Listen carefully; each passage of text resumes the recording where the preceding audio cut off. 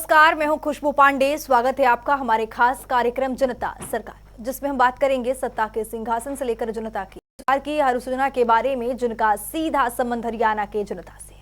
जो योजनाएं प्रदेश के विकास को नई गति प्रदान करेंगी और हरियाणा की जनता का चहुमुखी विकास भी करेंगी, ताकि प्रदेश की जनता तरक्की की राह पर आगे बढ़े और हरियाणा प्रदेश निरंतर उन्नति की नई ऊंचाइयों को छूता हुआ प्रगतिशील रहे। तो अगले 30 मिनट तक बन रही हमारे साथ और देखते रहिए जनता सरकार।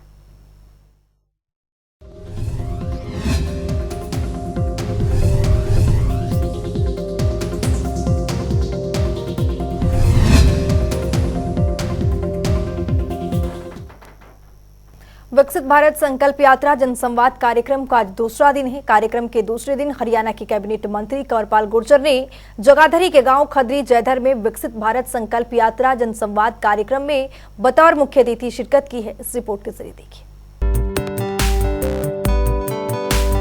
हरियाणा के मुख्यमंत्री मनोहर लाल की अध्यक्षता में फरीदाबाद के बिलौच गाँव में राज्य स्तरीय विकसित भारत संकल्प यात्रा जनसंवाद कार्यक्रम का आयोजन किया गया। विकसित भारत संकल्प यात्रा जनसंवाद कार्यक्रम का आज दूसरा दिन है और दूसरे दिन हरियाणा के स्कूल शिक्षा मंत्री कंवरपाल ने खदरी और जयधर गांव में मुख्य अतिथि के रूप में शिरकत की। इस अवसर पर कैबिनेट मंत्री ने सभी विभागों की ओर से लगाए गए स्टॉलों का निरीक्षण किया। वहीं उन्होंने सभी को 2047 तक आत्मनिर्भर और विकसित भारत बनाने की शपथ दिलवाई। इस दौरान कैबिनेट मंत्री कंवरपाल गुर्जर ने मंच से सरकार की जन कल्याणकारी योजनाओं के बारे में सभी को अवगत करवाया। कैबिनेट मंत्री ने जनसंवाद कर ग्रामीणों की समस्याएं सुनी और मौके पर उनका समाधान भी किया। कार्यक्रम में मौके पर ही बुढ़ापा पेंशन और राशन कार्ड भी बनाए गए। स्वामित्व योजना और आयुष्मान योजना के लाभार्थियों को भी मौके पर कार्ड बनाकर दिए गए। कैबिनेट मंत्री कंवरपाल ने कहा कि 2047 तक विकसित भारत बनकर रहेगा और पूरे देश का ये सपना जरूर साकार होगा। भारत फिर से विश्व गुरु बनेगा। देखिए, काफी लोगों में उत्साह है और लोगों की समस्याओं का समाधान है। तुरंत वहीं पे 12 विभाग जो ऐसे तो 12 विभाग के लोग यहाँ पे आए हैं और कुछ लोगों की समस्याओं का तो तुरंत वहीं समाधान है गया। जैसे किसी की पेंशन लगनी थी या बीपीएल कार्ड बनना था, आयुष्मान कार्ड बनना था, तो वहीं तुरंत ही उन्होंने उसका कार्ड बना दिया।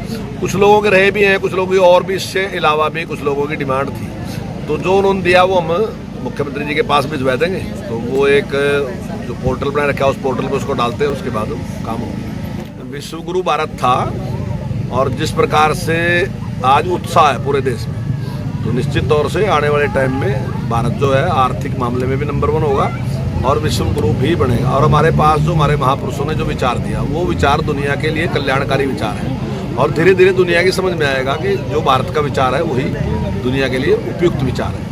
जनवरी तक यात्रा है, हम हर गांव में जाएंगे, मतलब हर पंचायत में जाएंगे। पूरे देश में यात्रा चल रही और हर पंचायत में जो सरकारी अधिकारी हैं वो चलते हैं और साथ में और लोग भी साथ हैं उसके। और जो भी लोगों की समस्या होती है हमारा प्रयास रहता है उसको समय पर उसके साथ तुरंत उसको हल किया जाए।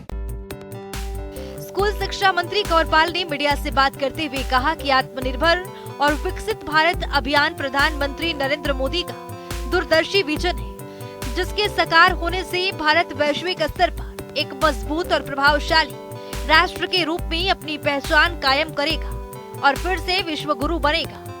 आज पूरे देश में उत्साह है और हमारे महापुरुषों ने जो विचार दिया है वो पूरी दुनिया के लिए कल्याणकारी विचार है। धीरे धीरे पूरी दुनिया को समझ आएगा जो भारत का विचार है वही उपयुक्त विचार है।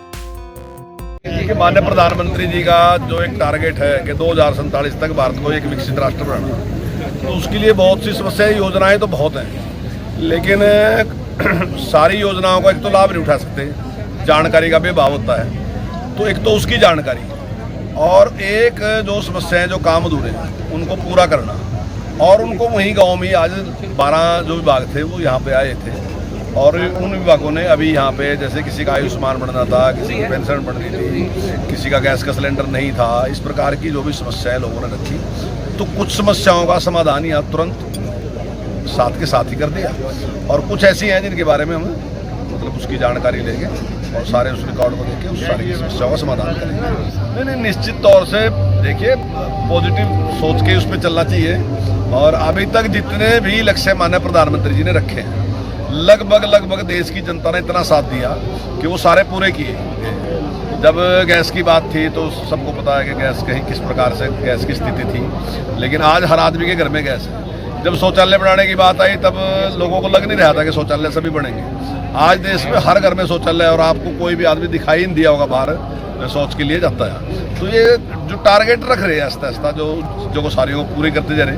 अभी माननीय मुख्यमंत्री जी ने टारगेट रखा कि कोई भी आदमी 1,80,000 से कम आमदन का हरियाणा में नहीं होना चाहिए। तो अभी 1 लाख से जिनकी कम है उसका टारगेट हमने पूरा किया। हमने रखा कि 2 लाख लोगों को अब की बार हम 1,80 से ऊपर कर देंगे जिनकी 1 लाख से कम आमदन है।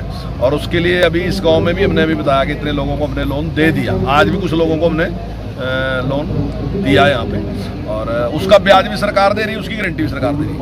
तो इस प्रकार से काम शुरू कर रखा और हमें पूरा उम्मीद है। और मैं समझता हूँ जिस प्रकार से जनता का भी सहयोग मोदी जी के साथ रहता है, जब मोदी जी कोई टारगेट रखते हैं उसको पूरा करना, तो जनता भी उसमें सहयोग करती है। तो उम्मीद है कि सरकार के और जनता के सहयोग से हम अपने लक्ष्य को प्राप्त करें। कंवरपाल गुर्जर ने बताया कि 25 जनवरी तक ये यात्रा चलेगी, जिसमें हम हर एक गांव की पंचायत में अधिकारियों के साथ जाएंगे और जो भी समस्याएं सामने आ रही हैं, उनका समाधान भी किया जा रहा है। स्पेशल डेस्क जनता टीवी। हरियाणा की मनोहर सरकार के कुशल मार्गदर्शन प्रदेश के लिए एक वरदान साबित हो रही है। इसी कड़ी में मुख्यमंत्री मनोहर लाल ने हरियाणा वासियों को एक बड़ी घोषणा की है, जिसके तहत प्रदेश में 1130 किलोमीटर लंबे 20 नए राष्ट्रीय राजमार्ग बनाए जा रहे हैं। इस रिपोर्ट के जरिए समझिए।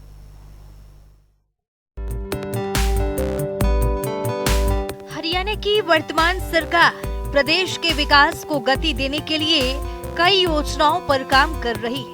इसी कड़ी में मुख्यमंत्री मनोहर लाल ने हरियाणा के लोगों की आवाजाही को सुगम बनाने के लिए सड़कों का जाल बिछा दिया है, जिससे लोग वाहनों से प्रदेश के एक छोर से दूसरे छोर तक चंद घंटों में पहुंच रहे हैं। उनके समय और धन की बचत हो रही है।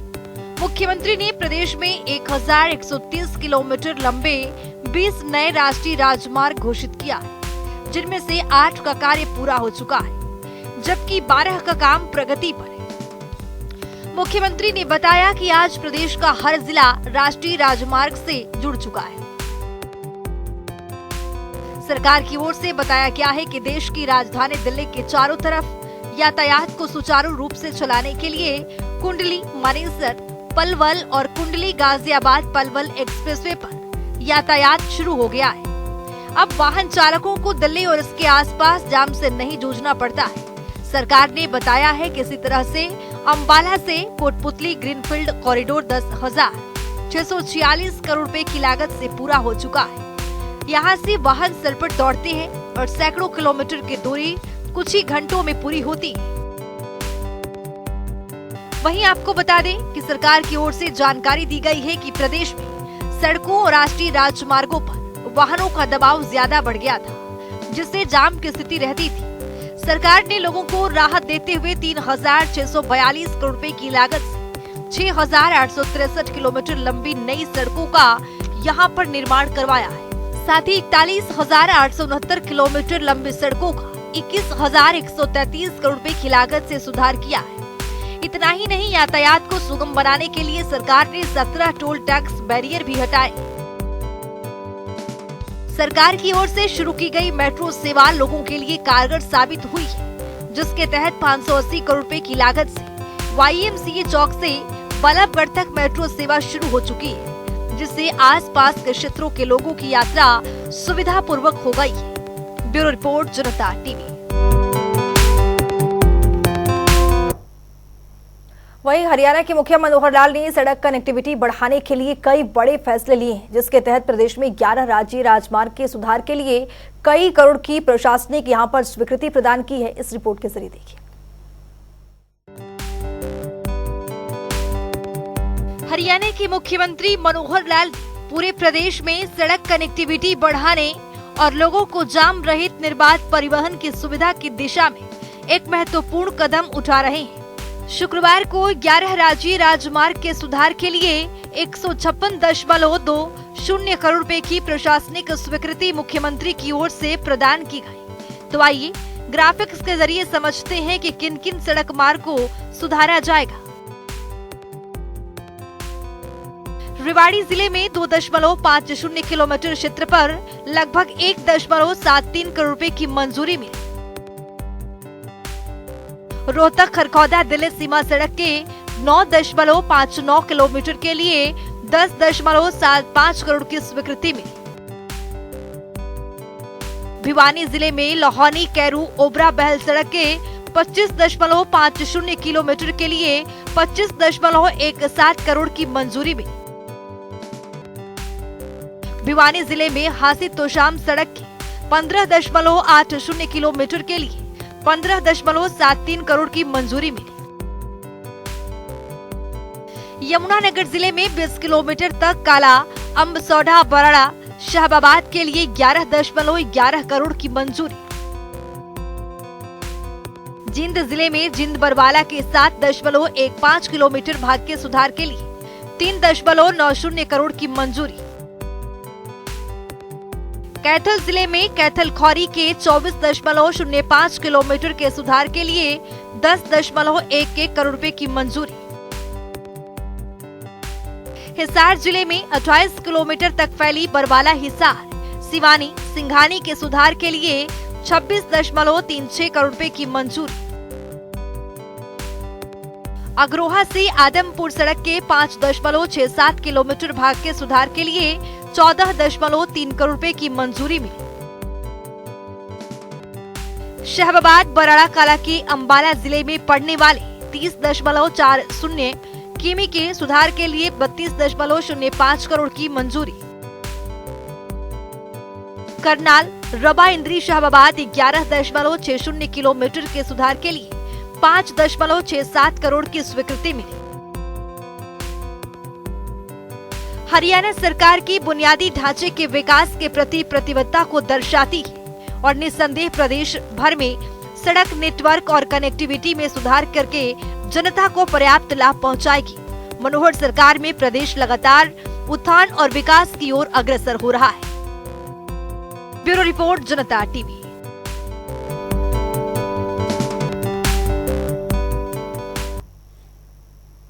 हरियाणा वो प्रदेश जिसकी गिनती देश के अग्रणी राज्यों में की जाती है। हरियाणा की छवि वर्तमान शासन में और भी ज्यादा मजबूत हुई है, क्योंकि यहाँ के नागरिकों और व्यवस्थाओं के बीच सुगमता के वो रास्ते गढ़े गए हैं, जहाँ से होकर नागरिकों को उन तमाम कल्याणकारी योजनाओं और सेवाओं का लाभ प्राप्त हो रहे हैं जिनके वो हकदार हैं। इसी कड़ी में मनोहर सरकार ने गरीब और जरूरतमंदों के विकास के लिए मुख्यमंत्री अंत्योदय परिवार उत्थान योजना की शुरुआत की है। इस योजना के लिए परिवारों के पहचान पत्र के जरिए लोगों को लाभ मिल रहा है और गरीब जरूरतमंदों को विकास के पथ पर अग्रसर होने का यहाँ पर मौका मिल रहा है। इस रिपोर्ट के जरिए देखिए। हरियाणा के मुख्यमंत्री मनोहर लाल के कुशल नेतृत्व में हरियाणा प्रदेश विकास के पथ पर अग्रसर हो रहा है। मुख्यमंत्री का सोच है कि योजनाओं का लाभ प्रदेश के हर एक नागरिक तक पहुंचे। इसी कड़ी में हरियाणा के मुख्यमंत्री मनोहर लाल ने मुख्यमंत्री अंत्योदय परिवार उत्थान योजना की शुरुआत की। इस योजना के तहत कौशल विकास, स्वरोजगार और रोजगार सृजन की शुरुआत की ओर कदम बढ़ाया गया है, ताकि अंत्योदय परिवारों की न्यूनतम वार्षिक आय 1 लाख से 1,80,000 तक प्रति वर्ष बढ़ाई जा सके। मुख्यमंत्री के इस दूरगामी सोच से प्रदेश के लोगों का निरंतर विकास सुनिश्चित हुआ है। इस योजना का शुभारंभ मुख्यमंत्री मनोहर लाल ने साल 2022 में गुरु रविदास की 644वीं जयंती के अवसर पर किया था। परिवार पहचान पत्र के माध्यम से अब हम प्रदेश के हर नागरिक और हर परिवार उसका डाटा हम इकट्ठा कर रहे हैं, सर्वे करा रहे हैं और सर्वे कराने के बाद हर परिवार का सोशो इकोनॉमिक स्थिति स्टेशन क्या है और उसके आधार पर उसको किस किस योजना का लाभ लेने का वो पात्र है, चाहे वो केंद्र सरकार की योजना हो चाहे प्रदेश सरकार की योजना हो, वो जो पात्र होगा उस पात्र को ही सबसे पहले उस योजना का लाभ मिलेगा। अगर मेरिट स्कीम हमको बनानी होगी तो वो रिवर्स इकोनॉमिक जो उसका स्टेटस है वो उसकी मेरिट होगी। सबसे ज्यादा जो कम आय वाला व्यक्ति होगा वो सबसे पहला पात्र होगा। अंत्योदय परिवार उत्थान योजना 1 लाख परिवार उसकी सिलेक्शन वो हमने शुरू कर दी है। लगभग 12-13 हजार परिवारों का आय का जो मूल्यांकन है, आय का वेरिफिकेशन है वो हमारे पास होके आ गया है, साथ साथ आता रहेगा, साथ साथ हम काम करते रहेंगे। लगभग 1 लाख परिवार की पहले चरण के अंदर ये हमारी योजनाएं होंगी। उसमें 8-10 तरह के काम डिपार्टमेंट्स ने मिलकर सोचे हैं, जिसमें उनकी ऑप्शन ली जाएगी कि वो क्या काम करना चाहता है। वो कहीं, क्योंकि सामान्य व्यक्ति होंगे इसमें, सामान्यतः जो अनपढ़ गरीब परिवार हैं वो ही ज्यादा होंगे, और उनको जो काम करने लायक खास करके मजदूरियां हैं, कई तरह की ठेकेदारी की मजदूरी है, कहीं मनरेगा का काम है, कहीं पंचायत में तरह तरह के काम हैं, या इंडस्ट्री के अंदर इस प्रकार के लोगों की प्राइवेट नौकरियों की जरूरत पड़ेगी तो वो उनको ऑफर करेंगे। कुछ इंडस्ट्री के लोगों से हमारा तालमेल कर भी लिया हमने, और जहां कहीं सरकार में आवश्यक होगा, उसकी इतनी योग्यता किसी की होगी तो सरकार में देंगे।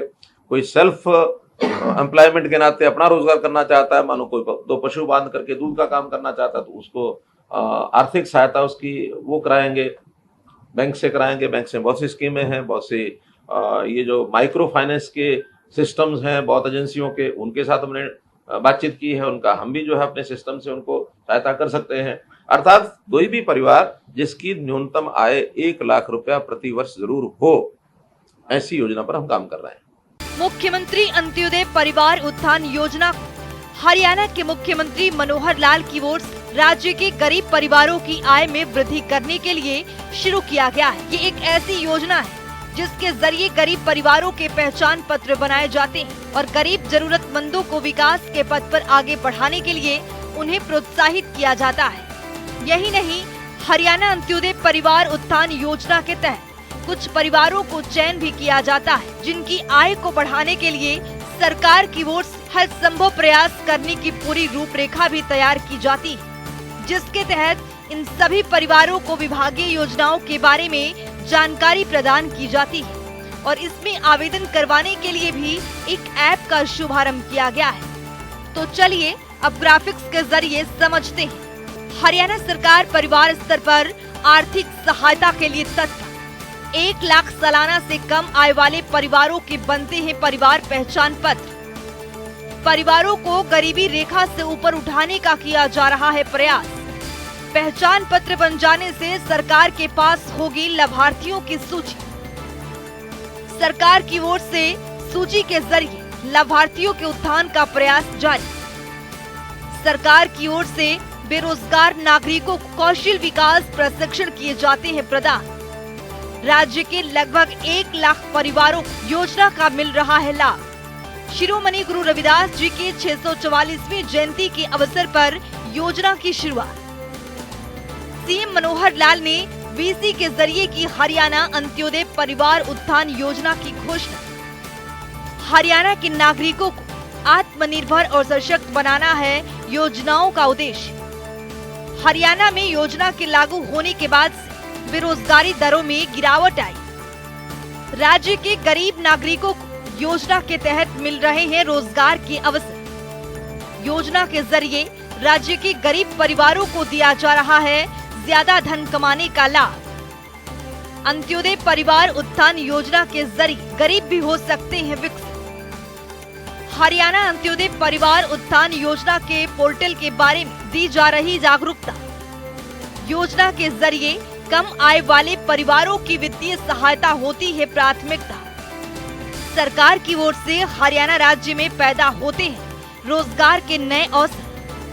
वार्षिक आय 1 लाख से कम वाले परिवारों को मिलती है आय में वृद्धि के अवसर। सरकार की ओर से स्वरोजगार के लिए ब्याज मुक्त ऋण देने की व्यवस्था।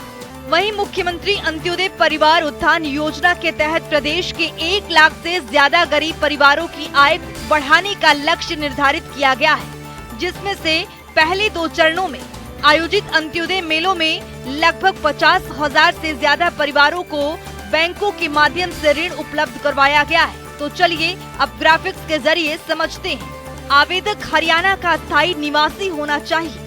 उम्मीदवार की वार्षिक आय 1 लाख से अधिक नहीं होनी चाहिए। आवेदक गरीबी रेखा से नीचे जीवन यापन कर रहे हो। तो चलिए ग्राफिक्स के जरिए समझते हैं कि आवेदक के लिए महत्वपूर्ण दस्तावेज क्या क्या हो सकता है।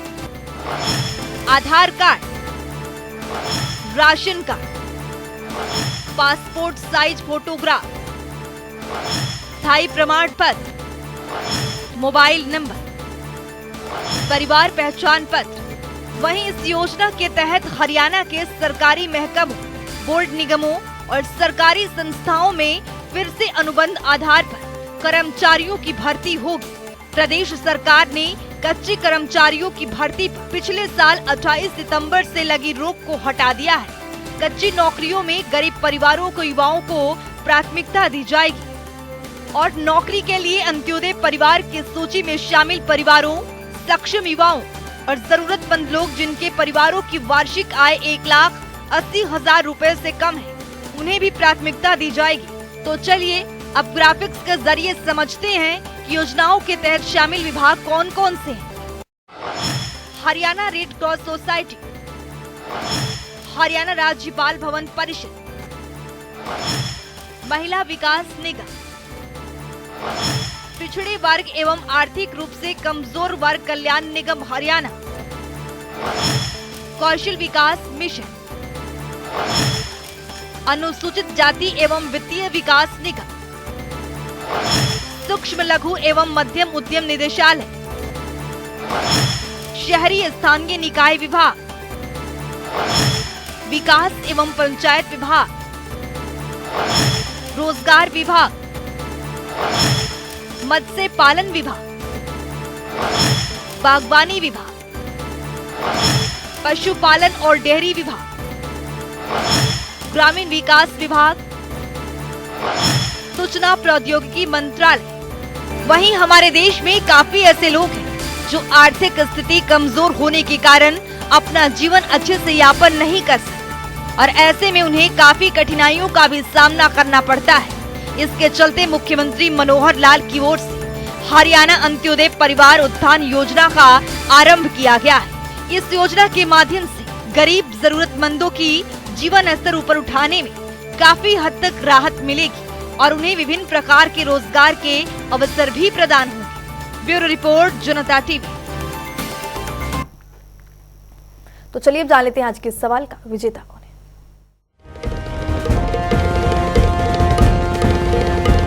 तो बात अब आज के विजेता की। जैसा कि आप जानते हैं, हर रोज एक नया सवाल पूछते हैं, सही जवाब देने वाले के नाम और तस्वीर अपने टेलीविजन स्क्रीन पर दिखाते हैं, साथ ही उसको उपहार भी देते हैं। तो चलिए जान लेते हैं कल का हमारा सवाल क्या था और कौन है इसका विजेता। कल का हमारा सवाल था, भरपांतर भरपाई योजना का मुख्य उद्देश्य क्या है। इसका सही जवाब है बी, फसलों के उचित दाम प्रदान करना। ढेरों जवाब आए, लेकिन आज के हमारे विजेता हैं हेमंत शर्मा हिसार से। हेमंत, आपको बहुत बहुत बधाई। तो फिर पूछेंगे आज का सवाल, देखते रहिए जनता टीवी।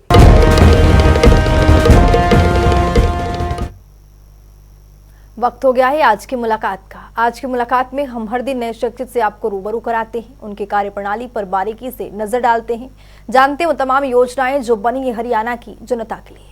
तो वैसे ही एक शख्सियत से आप जनता टीवी ने खास बातचीत की है। इनका नाम राजपाल, जो कि करनाल से जिला शिक्षा अधिकारी के पद पर काबिज हैं। आइए आपको सुनवाते हैं।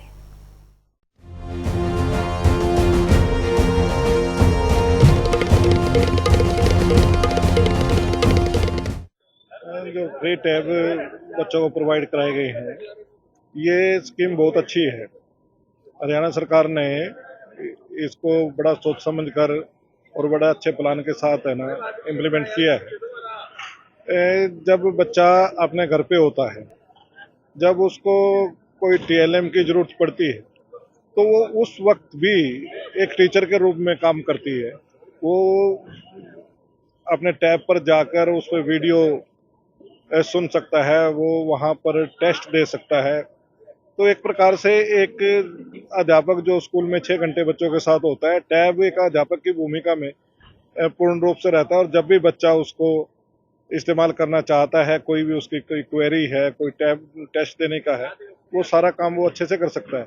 ये बड़ी कामयाब योजना है और जो बच्चे इससे फायदा उठा रहे हैं वो बहुत लाभान्वित भी हो रहे हैं। करनाल में लगभग 25,000 के करीब टैब बच्चों को वितरित किए गए हैं और बच्चे उसका फायदा उठा रहे हैं।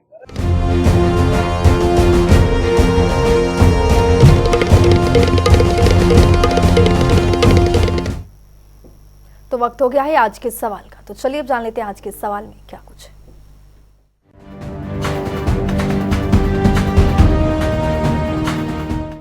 हर रोज की तरह हाजिर हूं आज का सवाल लेकर। जैसा कि आप जानते हैं हर रोज एक नया सवाल पूछते हैं, सही जवाब देने वाले के नाम और तस्वीर अपने टेलीविजन स्क्रीन पर दिखाते हैं, साथ ही उसको उपहार भी देते हैं। तो चलिए अब नजर डालते हैं आज के सवाल पर। हरियाणा में चलाई गई लाडली योजना का मुख्य उद्देश्य क्या है? ए, लड़कियों को आत्मनिर्भर बनाना, बी, लड़कियों को पढ़ाना, सी, लड़कियों को आर्थिक मदद करना, डी, इनमें से कोई नहीं। तो दीजिए सही जवाब और बनिए विजेता।